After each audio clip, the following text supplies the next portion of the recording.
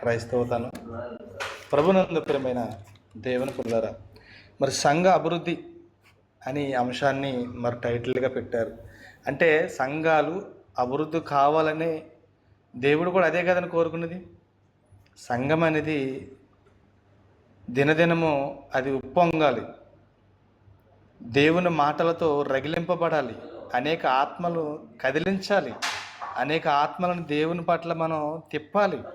అదే క్రైస్తవుడు చేయవలసిన పని, సేవకుడు అవని, విశ్వాసం అని. అపోస్తుల కార్యములు వాక్యంలోనికి వెళ్దామండి. అపోస్తుల కార్యములు 2వ అధ్యాయం, అందరూ కూడా బైబిల్ చూడాలండి.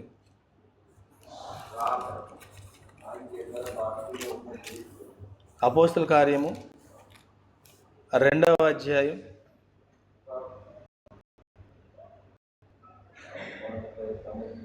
38వ వచనము. ఎవరైనా చదువుతారా? క్లుప్తంగా చదవాలి. అపోస్తుల కార్యము 2వ అధ్యాయం 38వ వచనం. పేతురు, మీరు మారు మనసు పొంది పాపక్షమాపణ నిమిత్తము ప్రతివాడు యేసుక్రీస్తు బాప్తిసం పొందుడి, అప్పుడు మీరు పరిశుద్ధాత్మ అను వరము పొందుదురు. సరిపోద్దండి. చూడండి, ప్రభునందు ప్రియమైన దేవుని పిల్లరా, మొట్టమొదటిగా పెంతెకొస్తు దినమున సంఘాన్ని ఆరంభించింది పేతురు గారండి. సంఘం కూడా ఎలా ఉండాలి, ఎందుకు వచ్చిన మనుషులు ఎలా ఉండాలి అనేది రూఢిగా పేతురు గారు చెప్తున్నారు. ఎందుకు చెప్తున్నారు ఈ మాట? ప్రతి క్రైస్తవుడికి, క్రైస్తవురాలకి కావాలి. ఎందుకంటే ఈనాటి సంఘంలో నీటి ద్వారా బాప్తిసం పొందిన మనము రక్షణ అయితే తీసుకుంటున్నారు, కానీ మారు మనసు అనేది అస్సలు ఉండలేదండి. చాలామంది నీటి ద్వారా బాప్తిసం పొందుతున్నారు, కానీ మారు మనసు అనేది రావట్లేదు. అది రాకుండా మనం దేవుని దగ్గరికి ఎంత దగ్గర ఉండాలన్నా మనకు ప్రయోజనం అనేది ఏమీ ఉండదండి.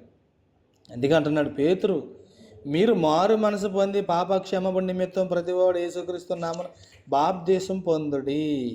చూసారా, బాప్తిసం పొందులని అక్కడ ఉన్న వారితో హెచ్చరిస్తున్నాడు, అక్కడ ఉన్న మనుషులకి.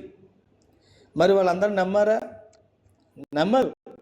ఎందుకంటే పెంతెకొస్తు పండుగ దినమున పేతురు గారు వాక్యం చెబుతుంటే సుమారు 3000 మందిగా రక్షణ పొందినట్టుగా, క్రీస్తు బోధన వారు కూడా వెంబడించినట్టుగా మనకు కనపడుతుంది.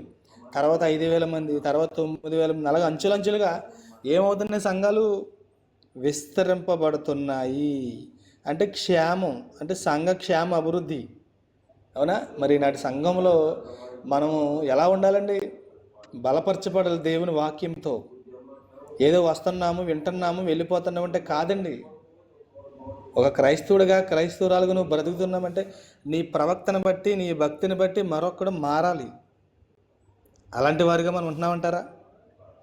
చూడండి, మరి వాళ్ళు వచ్చినప్పుడు పేతురు గారు కరెక్ట్గా చెప్తున్నారు, మీరు మారు మనసు పొంది పాపక్షమాపణ నిమిత్తం ప్రతివాడు, చూడండి, ప్రతివాడు యేసుక్రీస్తు నామమున బాప్తిసం పొందుడి.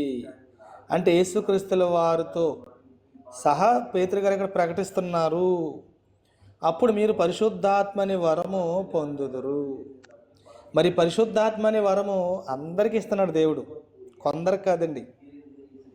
నా మాటలు వినిపిస్తున్నాయి కదండి, అందరికీ కాదు, కొందరు కాదు, అందరికీ ఇస్తున్నాడు. అంటే మనం నీటి ద్వారా ఎప్పుడైతే బాప్తిసం పొందుతామో, రక్షణలోకి వస్తామో, యేసుక్రీస్తుల మన సొంత రక్షకుడిగా ఆయన్ని మనం అంగీకరించామో, పరిశుద్ధాత్మ అనే వరము పొందుకుంటున్నారండి. కానీ ఇప్పుడున్నవారు ఏం చేస్తున్నారు? ఈ పరిశుద్ధాత్మ వరాన్ని పోగొట్టుకుంటున్నారు. ఎందుకు పోగొట్టుకుంటున్నారంటే సరైన భక్తి లేదు, సరైన సహవాసం లేదు, సరైన మాటలు లేవు. ఎవరితో స్నేహం చేస్తున్నాము, ఎవరితో సహవాసం చేస్తున్నాము, అది కూడా మనం గమనించుకోవాలి. ప్రియమైన దేవుని పిల్లరా, సంఘంలో ఏ ఒక్కరు నశించిపోవడం దేవునికి ఇష్టం లేదండి. ఎవ్వరు నశించిపోవడం ఆయనకి ఇష్టం లేదండి. అందుకే చెప్తున్నాడు, మీరు బాప్తిసం పొందిన తర్వాత పరిశుద్ధాత్మ అనే వరం పొందుదురు. తర్వాత 39వ వచనం మనం చూసుకుంటే, ఈ వాగ్దానం మీకును మీ పిల్లలకును. చూసారా, ఈ వాగ్దానం మనకైనా మన పిల్లలు కూడాను దేవుని మాటలు మనం చెప్పాలండి, చెప్పాలి. మళ్ళీ చూడండి, దూరదేశస్తులందరికీ, అంటే ఇప్పుడు ఒక మీటింగ్ అనగానే ఇంటి దగ్గర మనం మీటింగ్లు పెడతామండి, అలాగే మీటింగ్లు కూడా అనుకోండి. ఇదైతే నెట్ ద్వారాగా, లైవ్ ద్వారాగా. ఇంటికాడ గొప్ప గొప్ప సభలు పెట్టినప్పుడు ప్రతి ఊరోళ్ళు వస్తారు, అవునా? ప్రతి రాష్ట్రం నుంచి, ఊరు నుంచి, పల్లెల నుంచి, అన్ని ఊర్ల నుంచి కూడా వస్తారు. అంటే దూరస్తులందరికీ, అనగా ప్రభు అయిన మన దేవుని తన యొద్దకు పిలిచిన వారందరికీ చెందినని వారితో చెప్పును. చూసారా? ప్రభునందు ప్రియమైన దేవుని పిల్లారా, ఇప్పుడు మనం కూడా ఎక్కడెక్కడ వారము, అవునా? ఈ 60 కంట్రీలో మనం పని చేసుకుంటున్నాం.